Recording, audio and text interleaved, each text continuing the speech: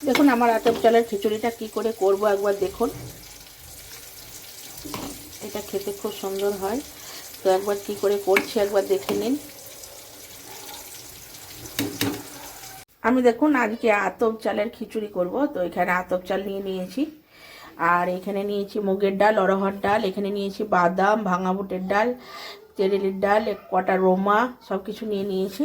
আর এখানে সবজিগুলো সব কেটে নিয়েছি, এখানে বিট, গাজর, কুমড়ো, ফুলকপি, আর এখানে সব মশলাগুলো নিয়েছি।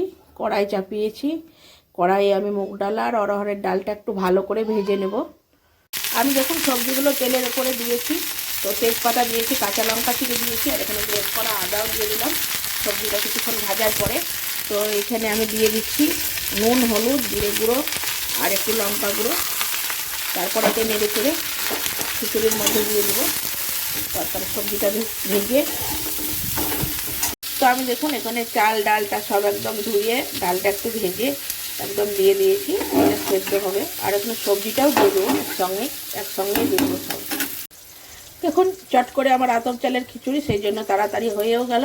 এখানে দিয়ে দিয়েছি আপনার গরম মশলা, আর এখানে আছে ঘি, এটা দিয়েছি ধনে পাতা, একটু চিনি দিয়ে দিয়েছি। এবার ভালো করে খিচুড়িটা নেড়ে চেড়ে একদম ম্যাশ করে নেব। আমি এই কুমড়ো টুমড়োগুলো একদম গেলে দেবো, তো খেতে বেশ ভালো লাগবে। এরকম করে নিরামিষ খিচুড়ি আতপ চালের আবার করে খেয়ে দেখবেন, খুব সুন্দর হয়। কিন্তু আতপ চালের খিচুড়ির নিয়ম হচ্ছে গরম গরম খেতে হবে, ঠান্ডা হয়ে গেলে শক্ত হয়ে যাবে। দেখুন আতপ চালের খিচুড়ি একদম হয়ে গেছে, রেডি।